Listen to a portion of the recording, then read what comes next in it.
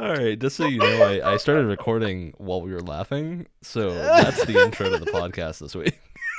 Great.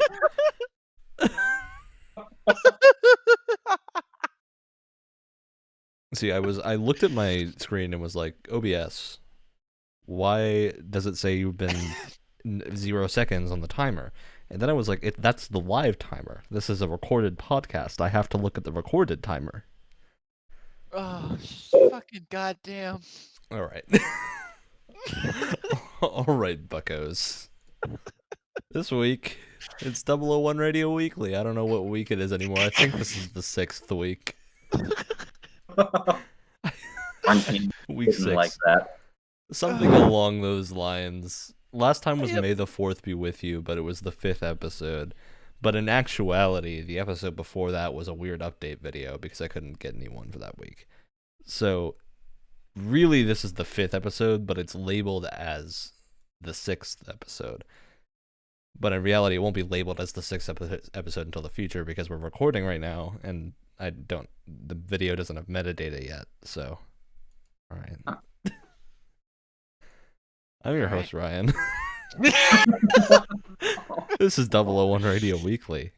Today I'm joined by Alex and Wyatt. You boys. They're the same people as last week, and the week before that. You see the pattern yet? Yeah. Alright. That means I'm going to... Okay, so we have a game we do at the start of these podcasts. Unfortunately, last week, the video got corrupted, and we lost the game portion. Oh. We didn't lose the rest of it. We lost just that portion. It's the only good part of the podcast. I mean, to be fair, last week's was pretty good. Last week's was bonkers. We had a wild time. So this week, I'm mixing it up a little bit. Instead of telling you there are, like, however many true stories or false stories, I'm just going to give you 3 stories and ask you to tell me if each of them is true or false. And then I'll tell you. Oh, okay. That seems like it'll get rid of the confusion of how many. Most of which is on my end, which is funny because I made the game. All right. Bad game design. Yeah, bad game design. Story of my life. Okay. Oh my god. Our first story, Pete Davidson. Do any of you know who Pete Davidson is? I do. I love Pete Davidson. All right, great. I adore Pete Davidson. No idea. Great. This is going to make sense. So Pete Davidson kindly asked fans to stop bringing quarantine weed to his mom's house. That is our first headline. That sounds also, very, again, important note, I don't fact check these. I don't even read the articles. I just look at the headline. And in reality, this could be true or false, but I'm going by what the screen says, which is that this is an article, either true or false, and we'll get to that later, but it doesn't actually mean it's true or false. It's just whether or not the publication is like The Onion or not The Onion. Right. Okay. Second article, we have a... God damn it. Carrier pigeon faster than broadband internet. These are also all headlines from recent news. They're not old. Okay. All right. And our third article is Brazilian President Bolsonaro plans 30-person barbecue despite coronavirus. Wait. Are there 30 people coming to the barbecue, or is the barbecue of 30 people? I don't read these articles. I would assume it's a barbecue with 30 people, obviously, but none of us are Brazilian, so I can't really comment on whether or not it is a barbecue of 30 people or a 30-person barbecue.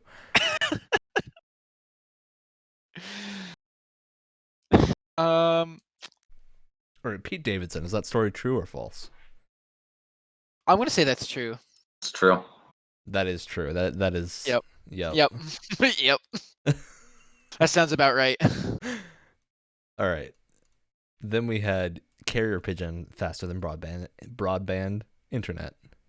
I'm gonna say that's false. How about you, Alex? The carrier pigeon, I'm gonna go with true. Alex is right. What? This is a true story. Now, this one I did read because I read that and was like, wait a minute, I'm on Not the Onion. This is a real thing. And they gave a pigeon a 4 gigabyte flash drive in South Africa and had that pigeon fly to the destination. And then they tried to transfer that same data over the broadband internet. The pigeon was faster. Odd. All right. If you say so. You know, it's a good story. Yeah, all right. Our last one, Brazilian 30-person barbecue. True or false?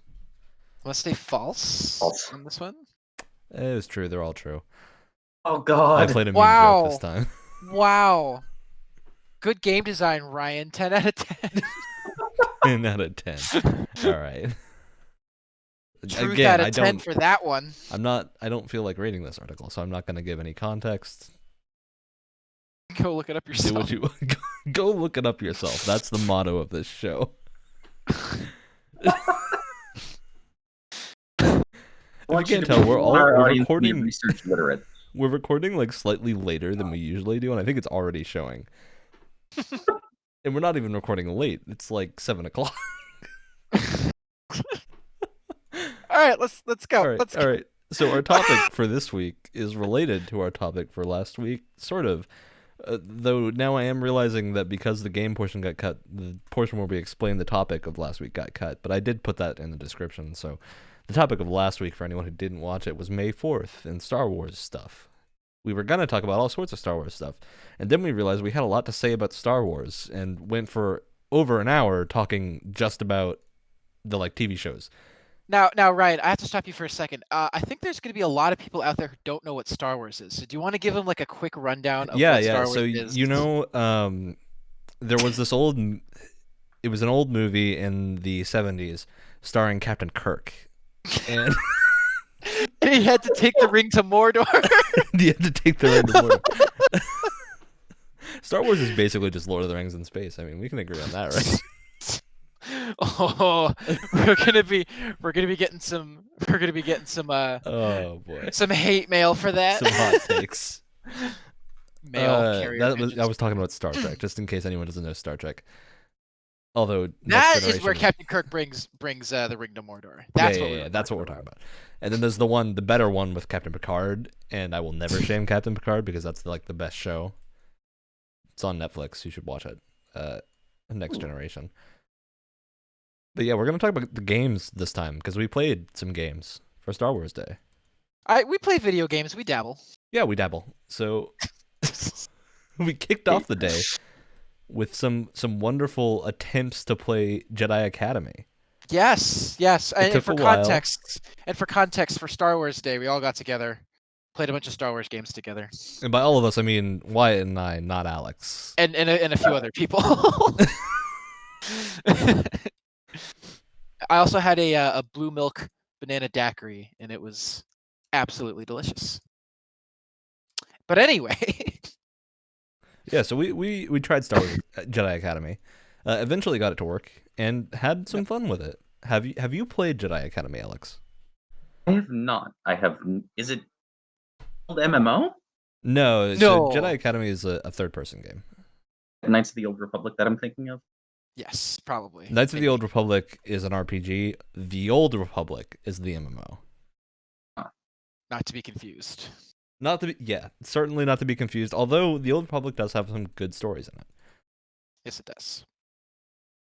All right, that was a sideline. We're getting back to Jedi Academy. Right. So, for context, Jedi Academy is a pretty old Star Wars game. Very beloved, though. Yeah, everyone who plays it tends to like it. Except the story's not amazing, but the gameplay was really, really good for when it came out, and it tends to hold up pretty well. It's very impressive how complex, because it's very much based on saber combat, and so it's very impressive, especially for a game that old, how many different special moves and combos there were, and everything like that. The way you have to control the mouse to pull moves off is really fun. Although I do have an update. So when Wyatt and I played this, we played it on some public servers because we didn't want to go through the hassle of making our own server.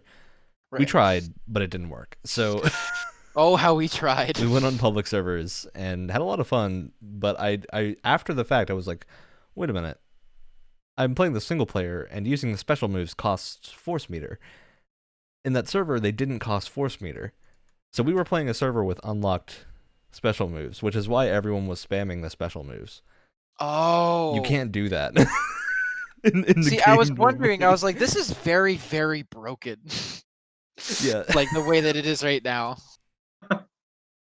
So that Yeah, explains a we lot. discovered you can use the two-handed, the double sabers have a special move where you fling them around you, but you can also like whip your camera around while it's happening to move them. Yeah. And if it hits the same person multiple times, which it will because you're moving the camera back and forth, it'll just kill them.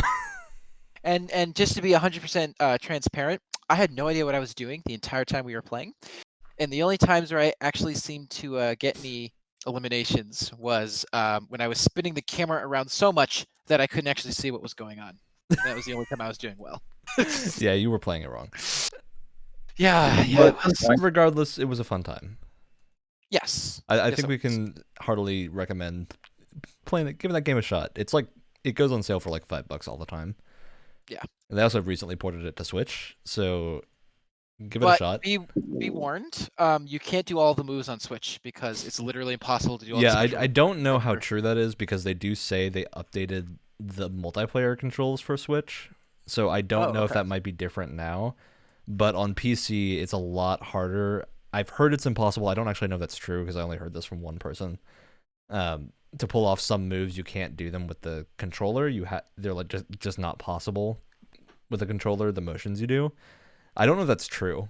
So I don't want to say that's definitely the case, but it plays well with mouse and keyboard, so I definitely give it a shot. It also has a full single player campaign, which is admittedly not as good as some of the other Star Wars games, but It's a good the tutorial. gameplay is really fun. It's a good tutorial to get you into the multiplayer. Yeah. The only other thing that I'll say is that most likely the people you're going to run into playing online are people who've been playing it for a very, very long time. And so just expect to get absolutely just wrecked when Yeah, like you I'd first start recommend just playing. finding a handful of friends and playing it.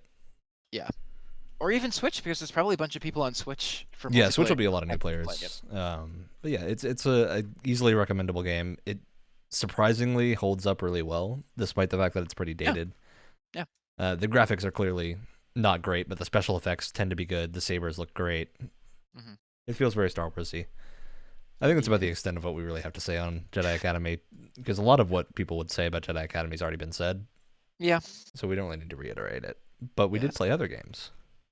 We did. We played other video games. So you know what? We were gonna go like chronologically when the game's released, but I think it'll be more fun if we throw this to Alex and be like, Alex, you mentioned Force Unleashed. How was your Force Unleashed game? I played it back when it first came out, original, Mhm. and I wasn't able to finish it the second time because of reasons. And power going out recently last night. Yeah, that would Um, do it. But it was good. It was good dusting off the old Wii. The Wii version, my man. That's the version I originally played too. I forget. Did the Wii version have motion controls? It yeah. Dude, the Wii was a a thing of beauty. There were some interesting things that you could do for the force powers, especially that section with where you're pulling the Death Star in. Yeah, Star Destroyer, whatever the ship was. I'm like getting flashbacks of playing it on the Wii. I haven't owned a Wii for a very long time, but it was a lot of fun. Good sort of. It had the feel of good original Star Wars story. Yeah, I know a lot of people had problems with how over the top it was, but it makes for a fun video game. Although it is Force Unleashed is one of the games that is no longer canon, along with Jedi Academy actually. No. Yeah. It's a healthy hack and slash.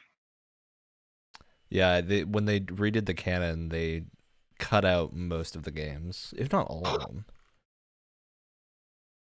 I think it was all of them, wasn't it?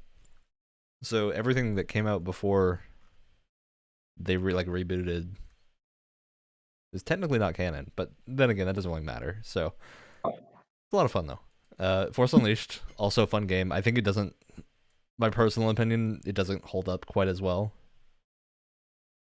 Just because it came out in that weird 2000s block of time where it was just, it looked good then, but now it's just Uncanny Valley enough to be weird. And there's also the sort of the what I've heard been called the Gears of War effect on it too, where you get just those horribly vivid colors that was supposed to make it seem more edgy. Yeah, I do think the game had. Star Wars always has a decent color palette because of the fact that there's lightsabers and whatnot, but there was a lot of interior Star Destroyer type environments and a lot of gray planets. Yeah.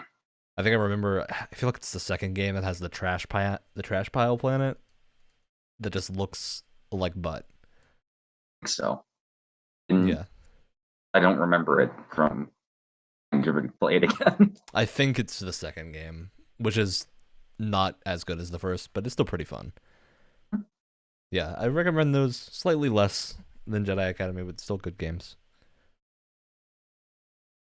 So now, let's move back to the past, not to the future, because it's the past, and the 1313 was canceled, so... Oh, no. Don't bring back that bad memory. Come on, man. That was cruel. I had to do it to him. We played Battlefront 2. The big boy. The original Battlefront 2. We'll get to the new one. We will get to the new one, which we've also been playing. A lot. Alex, did you play Battlefront 2? Oh, wait, the original Battlefront 2? Yeah. Oh. Really? That's surprising. I feel like that game was super well known. Really, the only... And of course I say... Really the only big Star Wars games I've played have been, Lego Star Wars, Force Unleashed, and there was this one exclusively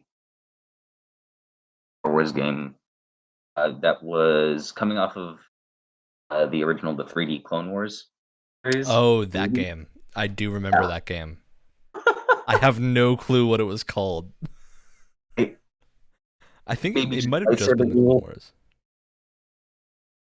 I mean, at least the Lego Star Wars games are good. They're Lego games. They play like all the other Lego games, but they were like the first big Lego franchise. But yeah, Battlefront 2, the OG, definitely holds up, but not as well as I remembered it holding up. Same. I think it was a pretty shared experience when we played it. It's like we were like, huh, I remember this being better than it actually is, but it's still really good. Oh yeah. I just remember it being slightly better. Although the heroes are great. For me, what was surprising was I remember the gunplay being a lot better than it was. Yeah, the gunplay is, after playing a lot of modern shooters, it is definitely super early video game gunplay. Well, I feel like even shooters that came out around the same time was... Well, like Doom is, I think, has better gunplay, and Doom came out well before Battlefront 2. Yeah, and I think because I was playing Republic Commando as well, and I think that came out around the same time. I think it came out a little bit after. Maybe it came out between the two games. You know what? We have the internet. I'm gonna look this up. I was like sitting here. We're at computers. Okay, Republic Commando came out in 2005. Same year as Battlefront 2, then. Yeah, I think so. Because I'm pretty sure Battlefront 2 is 2005. See, it's hard to find the release date. It is 2005, yeah. Yeah. So it came out at the same time. And even just playing those games almost back to back on May 4th, I was like, wow, the improvement between Battlefront 2 and Republic Commando is huge. Like honestly, it was noticeable. And I was thinking to myself, if if Battlefront 2 had the same kind of controls as, Republic Commando does, like even more dated mechanics like Republic Commando, I think it would have aged so much better.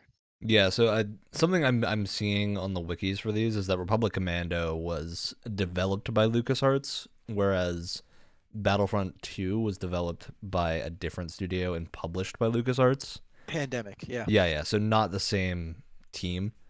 Both games are great though.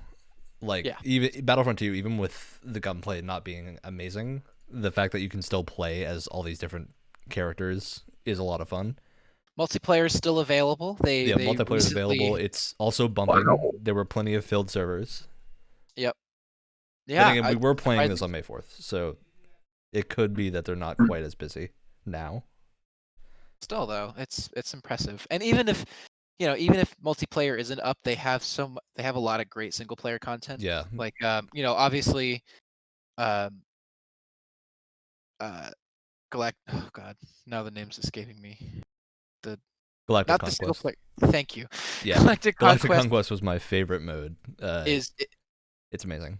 It's great. It basically feels like, Star Wars Battlefront 2 if it was turned into Risk, which is just great. Ooh. Yeah, I'd also compare it to Mountain Blade if people have played Mountain Blade, where you're basically just like commanding a fleet and running around and like attacking and defending planets. And what I think is really impressive is the single player kind of story campaign they have for it, because they originally, what was it, like it was rushed. I forgot the reason why, because I was reading up on this. I'm pretty sure they were forced to make one last minute, and they basically have this great story about the 501st Legion, which was a chapter of the clones, and it basically follows them through all these different battles through all the eras. So you follow them as like 501st as part of the clone troopers, and then they also transition into stormtroopers, and they have these like really well narrated sequences in between the fights that you're doing. So it's a very like, you can tell it was put together last minute, but these monologues in between each game that you're playing is so well written that you almost don't care. And it was like a really last minute strung together story mode, but it was actually really well done for what it is. Yeah, cool. I had a lot of fun with it. It was great. It's also Galactic Conquest. I think there's not really, Star Wars doesn't really have an equivalent for that, even in the newer games. Yeah. So if you want that kind of like military, almost like strategy game-esque experience with like being able to then go play the battles that you're commanding, it's an experience that isn't really offered by any of the modern Star Wars games. There's the Star Wars RTS that came out a while ago. I think it's Shadows of the Empire. Yeah. Which also is kind of like that, but then again, you're not going in and playing first person with your soldiers, which is what I really love about it. So yeah, if you want that kind of experience, Battlefront 2 still offers a good experience. Super cheap, of course. Yeah, it's always super cheap. Star Wars games, the older Star Wars games, are constantly on sale. And there's also like, you can get a pack of like every single old Star Wars game on Steam during sales for like, I think it's like $50, which is a pretty good deal when you're getting as many games as you are, and they're all pretty good. Mhm. Star Wars has a lot of great games. But now we played Battlefront 2, but have we talked about Battlefront 2? We played the other Battlefront 2 as well, the new one. I've been playing a lot of it. Yeah, and I've been playing a smaller amount, but still playing, and it's a lot of fun. How was it improved since the original sort of release reviews and the whole microtransaction thingy? There's no microtransactions anymore. At least, Well, you can buy currency, but the currency is only used for unlockable like appearance skins. options. Yeah. And like most of those appearance options you can get through playing the game. Also to note, there is a version you can just buy for like $5 on the store, which has a majority of the skins that came out as of last year. Huh. And that's like $5 right now. To be fair, it's on sale. And I don't know what the normal price is, but right now it's like $5. So if you do want like a bunch of skins, you can do that instead of having to pay for the microtransactions, or you can just play the game. Yeah. No, Yeah. because I didn't buy this game at launch. I was going to, and then when I first learned about all the microtransaction stuff, I just didn't. I didn't feel comfortable purchasing it at launch. But I got it a lot later when it was massively reduced in price, and they got rid of the loot boxes and they added some more content to it. And I played it and I was like, yeah, this is like a really basic multiplayer game, but it has such a good Star Wars like coat of paint that I kind of kept playing, but I felt like I was playing for the wrong reasons. But I feel like over the past year, with all of the new content that's been coming out and how well they've kind of treated the post-launch life of the game, I've grown to really love it. You know? Yeah. I mean, the thing to me is that the Star Wars coat of paint is generally more than just a coat of paint. Like, it's very clear that the developers care about Star Wars and are doing their best to make something that fans will enjoy. Like, given their circumstances. Yeah, given the resources they're given and the fact that they have to develop with it in a very strict time frame. It's like right now Battlefront 2 is way better than it was when it released. There's a lot of new maps, so there's tons of content. But it's also, the gameplay is the same. Like, you do the same stuff. Nothing dramatic has changed. Well, they've added a couple of game modes. They've added game modes, but like the core gameplay loop of like, it's a multiplayer shooter. If you don't like those, you're not going to like Battlefront 2.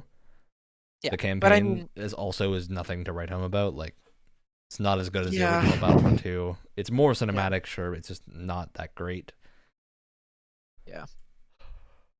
Yeah, it has issues, but at the same time, like, Wyatt and I have just been playing some co-op recently, and it's a lot of fun just to like roll around and shoot things. It's the kind of game where, you know, if it's imbalanced, I don't care, because it's not really a game that's focused on like being an incredibly competitive, balanced first-person shooter.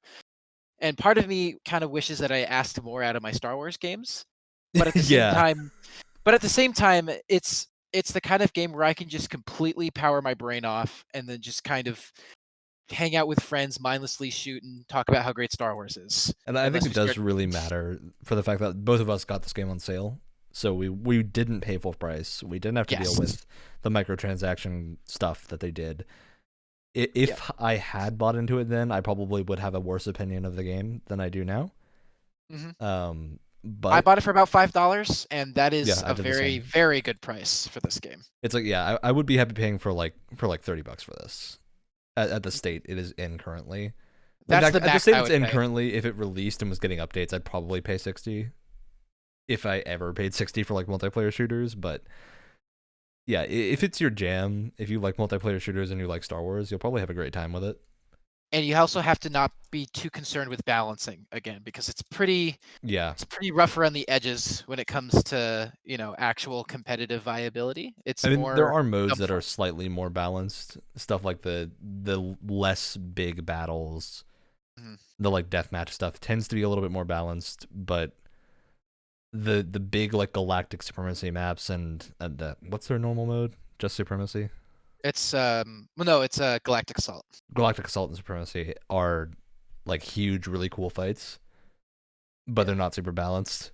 So when you start thinking about it, it kind of falls apart. It's not your CS:GOs. It's like watching Rise of Skywalker. If you start thinking about it for more than 2 seconds, the entire thing falls apart. That's maybe a little unfair. Am I wrong though? I would maybe give it more credit than Rise of Skywalker. Yeah, maybe you're right. we had that conversation last week. We did. At least Battlefront 2 doesn't have any glaring plot issues. Because no one played the story. if you don't play it, there's no plot issues. The funny part is because there's different selectable heroes and stuff like that, like famous characters. One of the heroes you can pick is the main character from the campaign. Nobody plays as her, and it's hilarious. And she's actually one of the better heroes, at least from my experience. Dude, if I'm playing a Star Wars game, I don't want to play Eden Verso. I want to play like. Excuse me, it's pronounced Iden Versio. Thank you. See, this is as much as I know about it. I would much rather play like Han or Leia. I mean, if you're in a situation like Alex, where you got no internet and you want to play some Battlefront 2, you can play it in a day, and you know it'll be fine. It'll tide you over until your internet comes back. That's the way I would describe it. Yeah, it'll scratch your Star Wars itch. Fun. Yeah, I mean, it's got like it's got all the popular musical stings. You get to play as famous characters. It ain't great, but it Pretty good. exists. It exists. It exists and it has a right to exist, unlike a lot of other games. So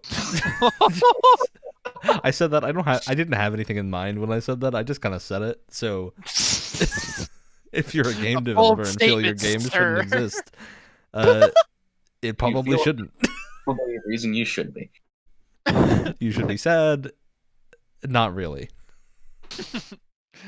I do. So since we're kind of going in chronological order now, do we want to talk at all about Fallen Order? I think it's worth a brief conversation. I know from Wyatt and I have had lengthy discussions about Fallen Order, and I don't really want to rehash those right now because I think what I really want to see before we continue that discussion is what the sequels or sequels, whatever Respawn does next, ends up being. Speaking of which, I recently heard that Fallen Order 2, or whatever the sequel's going to be, is going to be the last EA published Star Wars game before the license is not exclusive. I mean, I think the weird thing that Fallen Order shows is that EA can do good Star Wars games. Like when EA isn't being EA. Yeah, EA certainly has the ability to publish good Star Wars games. It's just they just don't most of the time. Battlefront is a weird reskin of Battlefield. Well, I wouldn't even go that far with because worse shooting mechanics.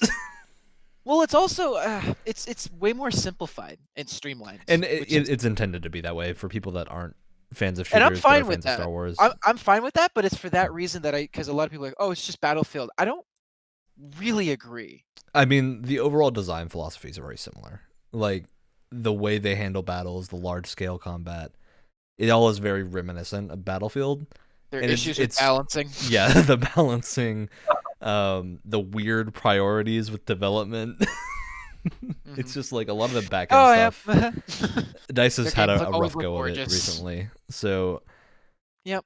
I don't have a ton of faith in EA doing Star Wars games, but at the same time, like Respawn showed that they can make a good Star Wars game, and I hope they get the chance to make more good Star Wars games after, if they want to, after Fallen Order 2. Like if it's not their jam, then they should do what they're good at, which is right now they've shown they're pretty good at a lot of things. I think definitely if you've played a lot of Respawn games, their trademark has become taking mechanics from a lot of different genres and smashing them together and not really doing an interesting take on those mechanics, but combining them in a really interesting way and doing it in such a good job that it creates a really unique game by an amalgamation of other more familiar games. Yeah, and they do that so well. Interesting. Yeah, and I mean, it's also like Titanfall was one of the first games to really have movement that was that free, like free flowing. So it's not like they don't innovate. And Apex has some really, really cool design decisions, but like gameplay wise, there's not a ton of like innovations going on. Fallen Order is very much like a kind of differently tuned Metroidvania Souls-like weird thing mixed with Uncharted. Yeah, but they add some elements of Uncharted into it, which I think work out really well. Yeah, and I think most people that have played Fallen Order would agree. What was that, Alex? That do you mean the climbing style? The climbing style and like the story, the way puzzles work. There's also some like linear sort of like crazy set pieces, especially in the beginning, from what I remember. Yeah, like and they're a lot of fun. Sequence. Yeah. The set pieces in Fallen Order are pretty great. Yeah. The biggest issue I have with Fallen Order is the saber combat because it feels like you're using a sword and not a lightsaber. And that is like far and away my biggest issue with the game. Like, from my understanding, I vaguely recall being told that there was something against that they like couldn't use dismemberment in normal combat. It had to be reserved for specific moments, and that's why things felt so stiff. Because like the lightsaber doesn't feel like a lightsaber; it feels like a weird stun baton that you're hitting things with. And another thing where Ryan and I are differing opinions in a way is because he plays a lot of Souls-like type of games, and I don't. So Yeah. he's definitely a better judge in terms of like how well the saber combat is. For me, I enjoyed it, but again, I'm not, I don't play a lot of Soulsborne Well, it's types. also like I from the played this perspective one. of someone who does play those games, like the combat in Fallen Order is good. It's just when you've played stuff that is the same style of combat but is exponentially better, it looks worse in comparison. Right. Right. Like it's not bad combat. It's just like having played stuff like Sekiro, you go into it with different expectations. And it's like this weird system of like honestly, I think Sekiro feels more like lightsaber combat than Really? Fallen Order because Sekiro plays super heavily into death animations and like having these really cool dismemberment things happening whenever you kill enemies that Fallen Order just doesn't have. Mhm. Yeah. But Fallen Order is definitely a great game. I What had made a tremendous amount of fun with it. I think for me, because like I definitely had issues with the gameplay too, but what made that game go from kind of good to great was the story. And it's not just a good Star Wars story, it's a good story in general, and that's really what put it over the top for me in terms of like really, really loving it because I Yeah. really enjoyed the story and the characters. I think the biggest issue I had with the story of Fallen Order is that it was very focused on this cast of characters, and you didn't really interact with a lot of people outside of it. At least important people. Like you see people on Kashyyyk, but they generally just act like tutorial givers or sort of just pieces to get you to the next part of the story. There wasn't a whole lot of interaction. Sure. And that stood out to me. Like it felt like the game was almost going for a bit of an RPG element, and it just didn't really hit the mark. Mhm. And I would love to see more characters and like develop story stuff in the sequel. Mhm. Now that Respawn I is think comfortable. I'm okay with it because those are the characters that are important, and so giving the most amount of attention to them is important. And also, I think they wanted to establish these characters really well so they can kind of build off of them and make more characters in the future. Yeah, I Whereas, think I might have. It might be a bit of a misnomer when I'm talking about characters. I don't think it's that the characters are the problem. I think the issue is like when you go back to worlds in Fallen Order, they feel empty. Mhm. It's like they feel like theme parks, right? Once you've Sure. gone through them once, there's not really any point to going back aside from the missed collectibles, which are a pain There, to get because you have to go through the whole level again, basically. I will say Uh, there's entire areas where you don't go to in the main campaign. They don't serve a So lot of I a would point though. Like no, but there's some interesting kind of like uh stories you can read up on that happened in those areas, and you can get some unlocks and stuff like that. Like there was I forgot what planet it was on, but you basically go into a crashed, I think it was a Venator ship. I'm not, I don't yeah, remember. I know the what you're talking about. And it has this great story with clone troopers and all that stuff, and it was really interesting to learn about while you were going through it. Yeah, but at the And same time, like there's very little, there's nothing to really interact with there. It's all that's just true. done through the environment, That's true. and like I feel like the game could have used a few like add some meaningless characters that just stand there and like you can talk to them to have someone to talk to. That'd be cool. No, I'd agree with that. Yeah, it's just I think the worlds felt pretty empty after you'd gone through them once, which there's a lot of content in Fallen Order. Not like a ton, but like it is a decently lengthy game. So it's not like I feel gypped out of my money or anything. But I definitely I'm looking forward to what Respawn's doing next, and I really want to see like where they're gonna take everything because they have a very solid foundation. They have good characters. They just need like to really hammer home the Star Warsiness. Definitely. how do you think they'd accomplish that? I think the biggest issue right now is the saber combat. Because Like it's like they saber need to do combat, something. when you get down to it, should be in reality really violent and gory. Because Or you're it should cutting be. people. So the reason I brought up Sekiro is Sekiro does a ton of blocking animations. Like 90% of your fight is not you hitting the enemy; it's you hitting the enemy's blade, and like that works for lightsabers. It's the same thing if you look at like Knights of the Old Republic 1 and 2, the combat animations. It's a lot of like dodging and then hitting the saber of the other person. Mhm. It's like you don't tend to get those like big hits unless you're really doing damage. That's like Sekiro has a system where most basic enemies don't really have health bars; they have death blows. So like every enemy will take one death blow to kill, and the way you do that is by breaking their stamina, which will make it so they can't block. Cool. It's like I think something like that would legitimately work a lot better for Star Wars, where you play up the fact that people are dodging or blocking and not getting hit by the lightsaber, but when they do get hit by the lightsaber, that is like an instant kill or something severe. Up the lethality of what the lightsaber is supposed to be. Yeah, and then you can have the enemies that like purge troopers with armor that can withstand a hit from a lightsaber. They're now way more important because it really shows in the game where they can like willingly take a hit from a lightsaber and be like, oh no, it's a cool enemy. But yeah, I think that's really my only major issue with Fallen Order is the combat. Like all the other stuff I'm talking about is minor nitpicky things. To be honest, I kind of expected the combat to not be the strongest part, only because this is like a company that usually makes first-person shooters, and this is their first attempt at. And I think for a first attempt from a first-person shooter-centric company, it's pretty well done. No, absolutely. Like Fallen Order combat is not bad. It's just it doesn't feel very Star Warsy. Sure.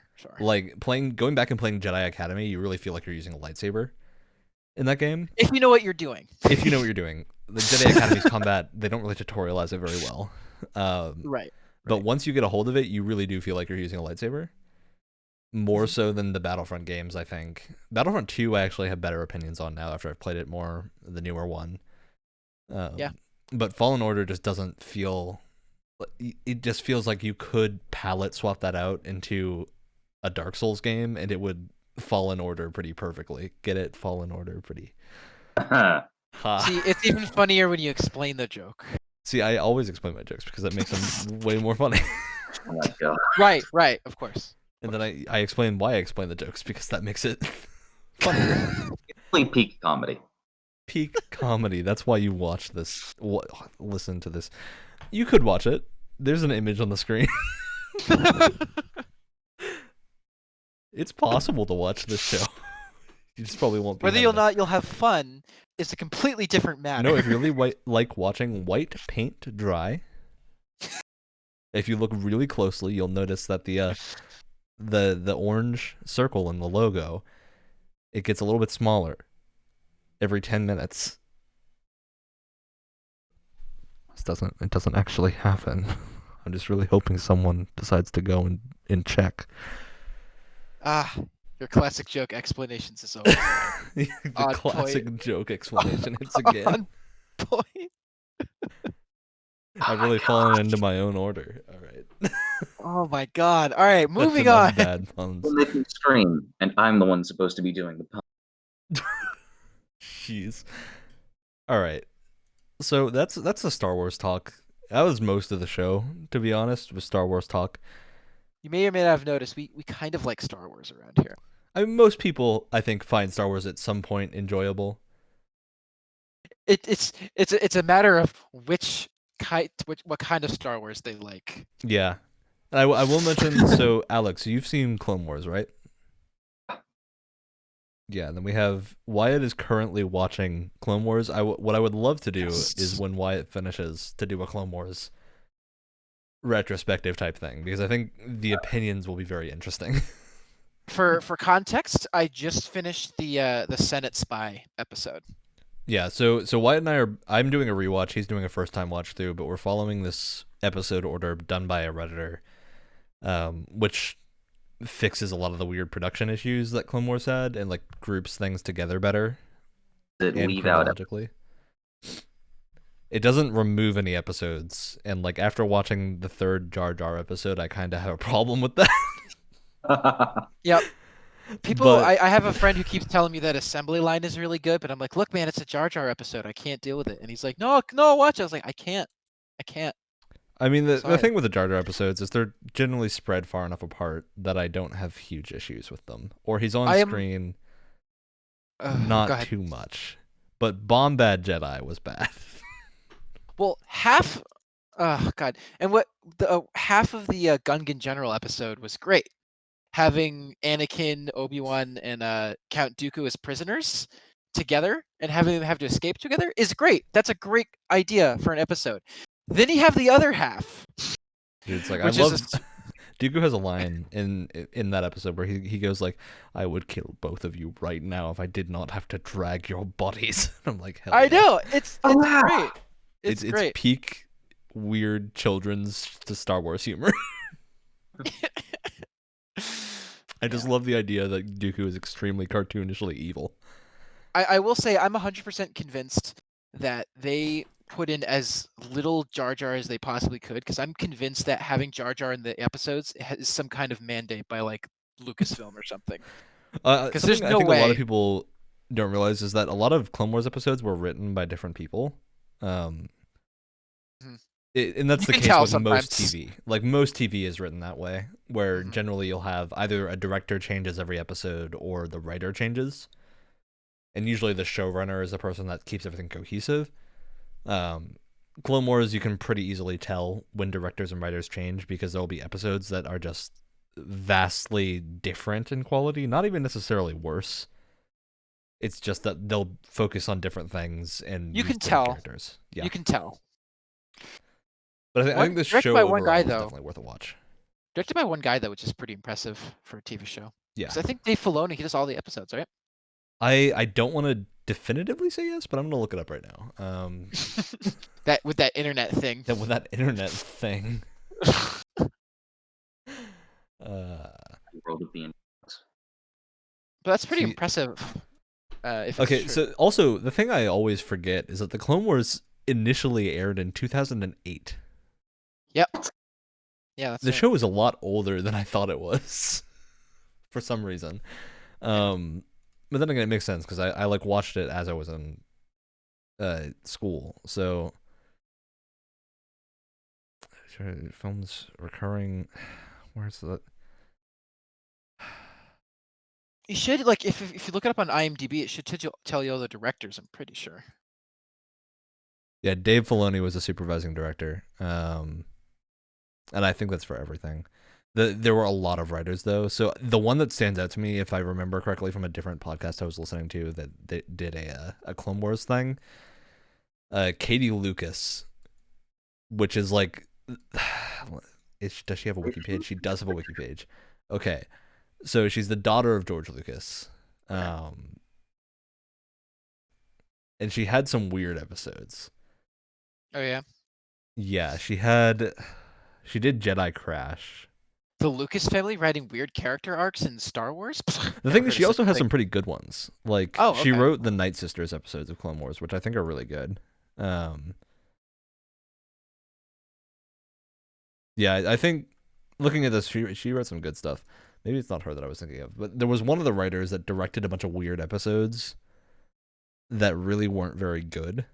I'm trying to figure out who it is. I'll get back to this whenever we do an actual Clone Wars theme thing. But there were like 6 or 7, actually, well, 1, 2, 3, 4, 5, 6, 7, 8, 9 writers on the Clone Wars. God. So yeah, there's a lot of different people doing this, and 7 seasons, a lot of episodes. But the thing that's really interesting to me is like how this show was released. The first 5 seasons were like normal episodes or a normal TV structure. Season 6 was Netflix. And then Like it season was one 7 arc? So mean? season 6 aired on Netflix Oh, okay. in 2014. Everything else had been Cartoon Network or the movie, which was a theatrical release. And then Disney Plus just aired the last season, 6 years after the show ended, which is pretty cool. Yeah, because season 6 was the one that has a bunch of like anthology style stuff. Yeah, it explores topics crucial to Attack of the Clones and Revenge of the Sith. Yeah. I don't know. The show's good. That's a good way to put it.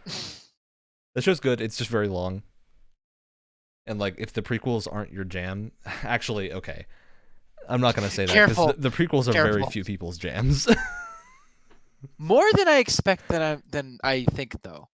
I continually run into people more and more often now that the new Disney movies are out. Huh, Yeah, kind of I an think interesting.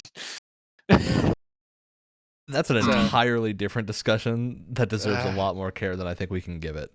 And I also want you to finish Clone Wars before we have that talk. But Sure.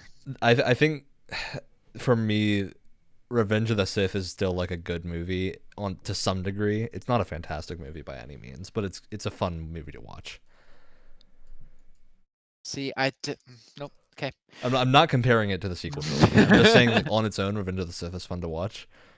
Attack of the Clones is weird, and that it's got some I think it's good the worst. scenes. I think it's the worst. I would say it's the worst too. It's Yeah. got some good scenes though, and my biggest issue with it is I just watched a few different scenes from it with my mother a little while ago, because she was watching the movie and I'd like walk in and see it.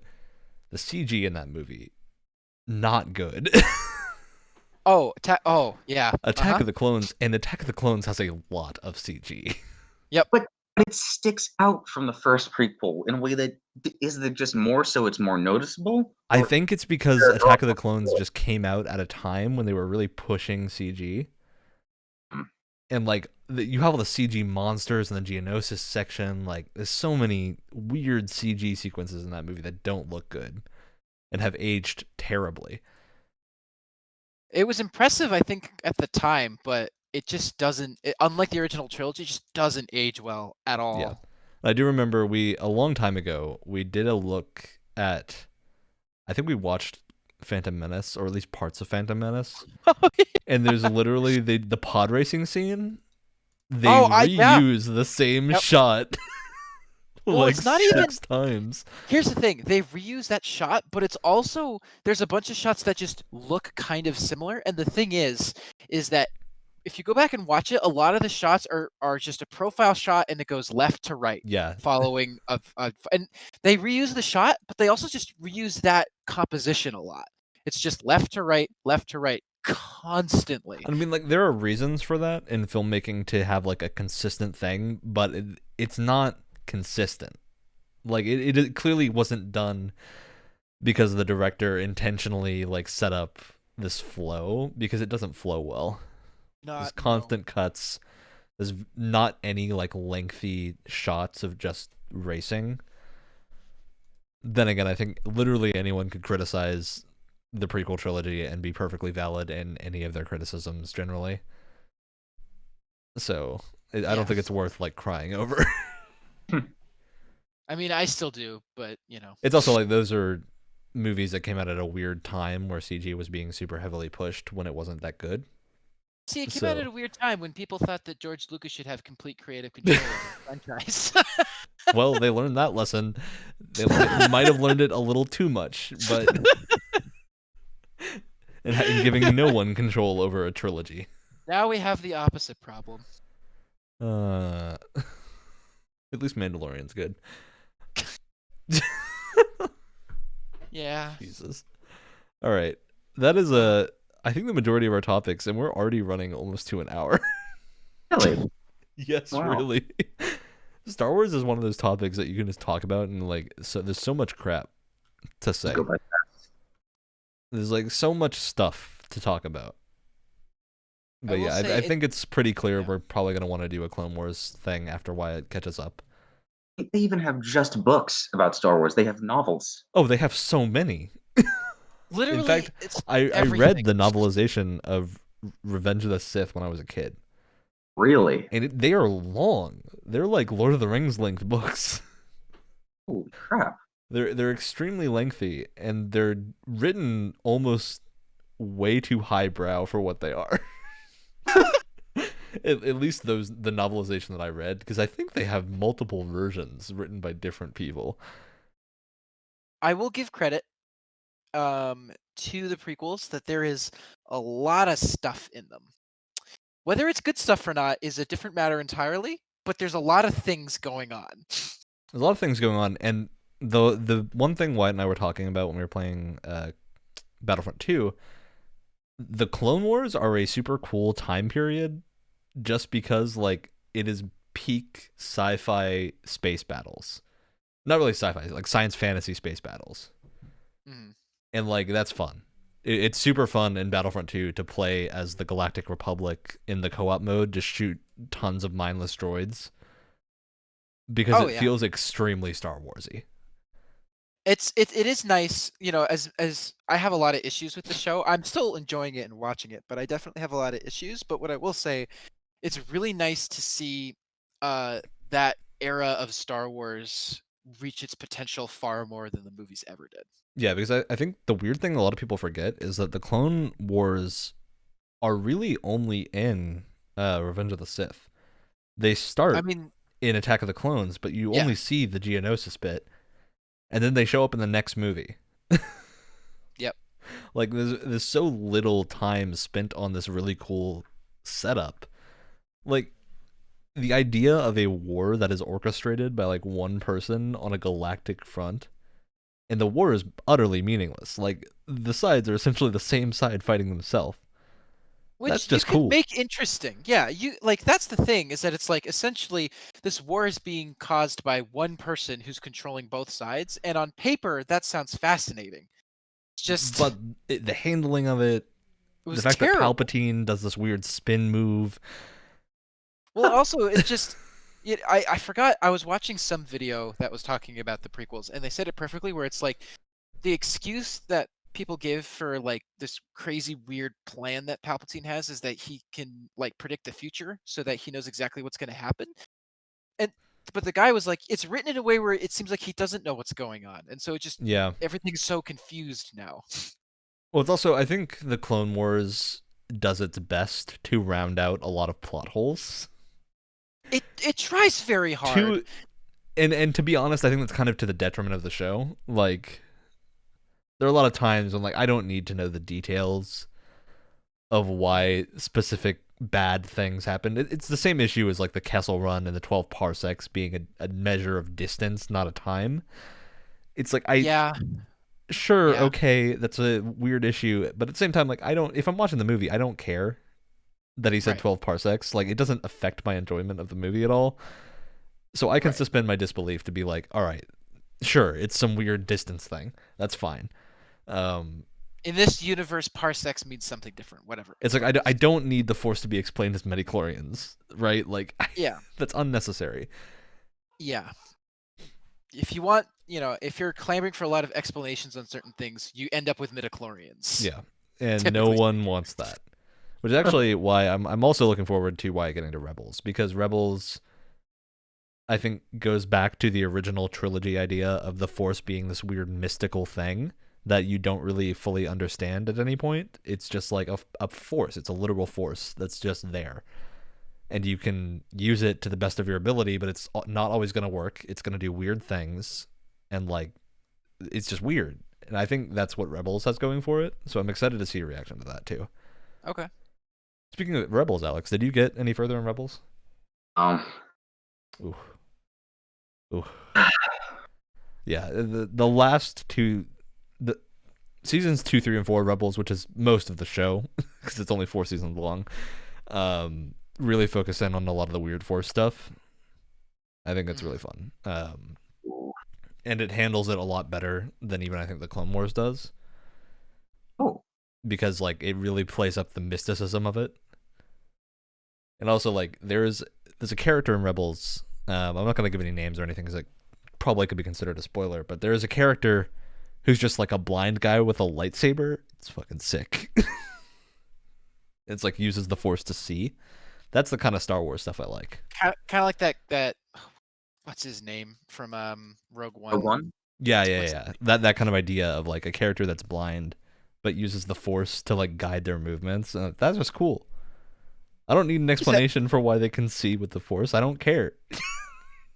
It's cool. What's that character's name? I don't know his name. That's the thing with Rogue One. I only know Eden. Not even Eden. Her name's not Eden Verso. That's the chick from Battlefront. It's Din. Rogue One. I know Cassian because he's going to be getting a TV show. Really?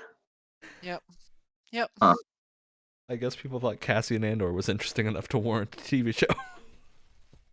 I don't understand the love for that.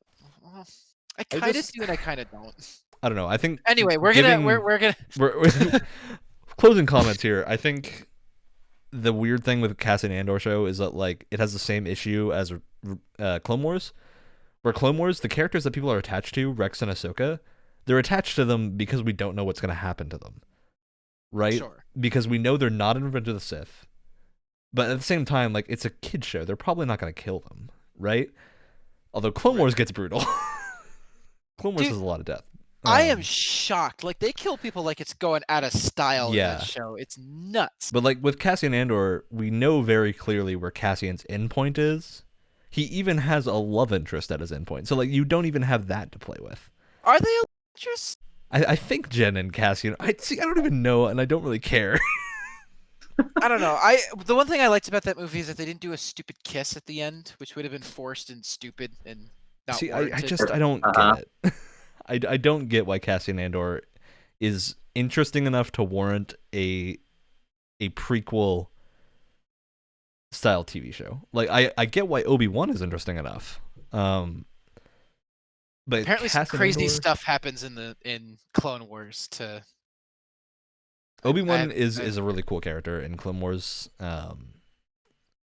Yeah, in all the animated stuff, Obi-Wan's really cool. He gets a lot more character.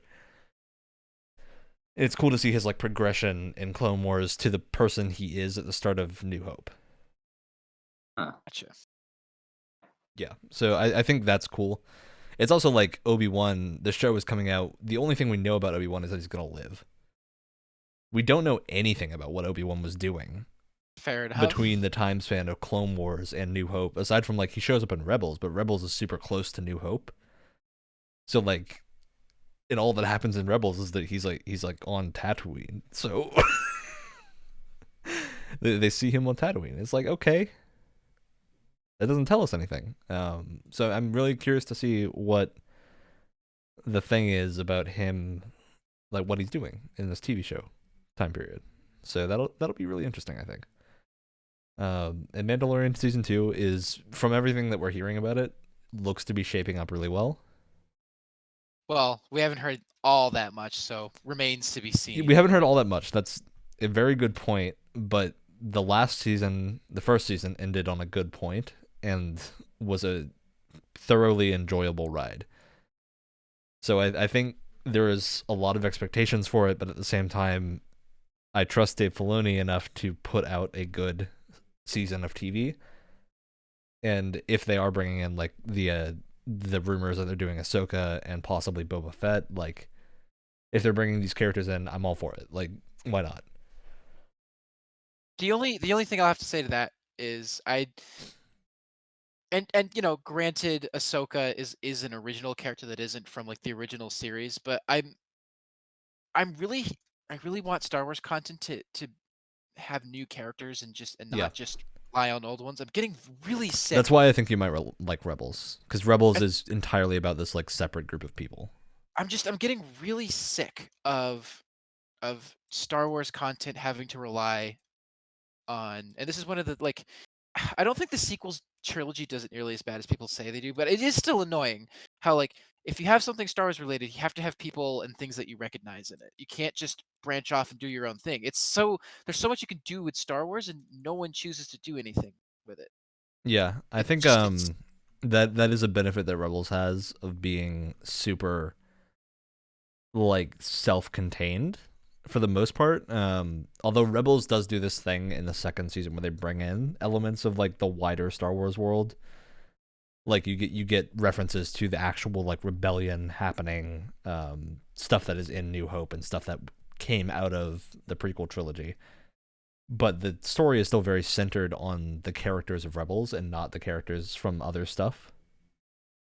So like you get this very self-contained story, which I think is great. And to be clear, it's like I'm a fan of Marvel movies. Like I like crossovers and stuff, but it just feels like Star Wars. You can't have a Star Wars like anything anymore without it having like, oh, here's like Han Solo's name drop for 2 seconds or something like that. It just, I don't know. It's annoying. There's a way to do it right, and there's Yeah. a way to do it wrong. And the thing I'm looking forward to about season 2 of Mandalorian is Dave Filoni's had his hands in all of the animated Star Wars stuff that we've talked about.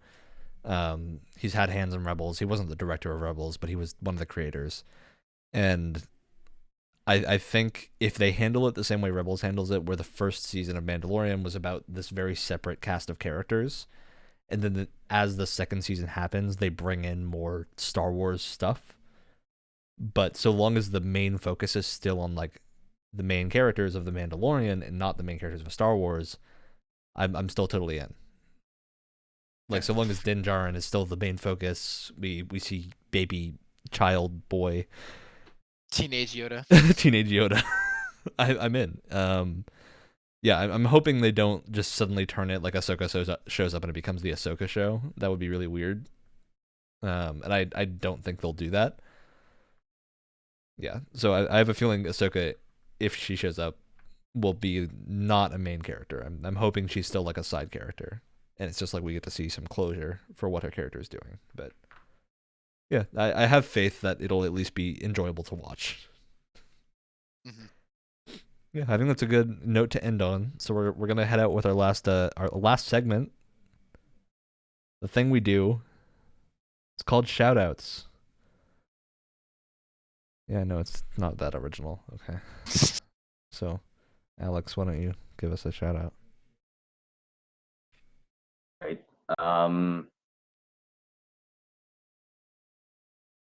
Out to Animal Crossing. It just started. Good one. It's a good shout out. All right. Wyatt? Shout out to this podcast, which has now officially become a Star Wars podcast. Look, I'm going to give a shout out to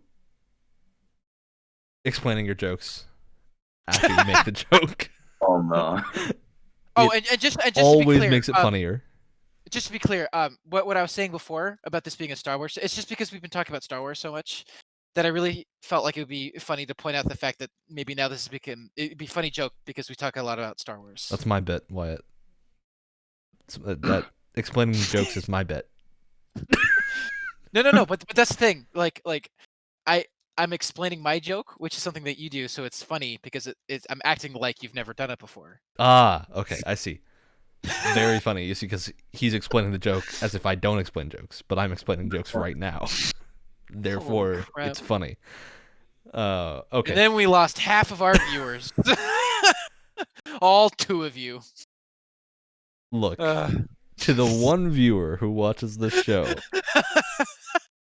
you're special. You're better than everyone else.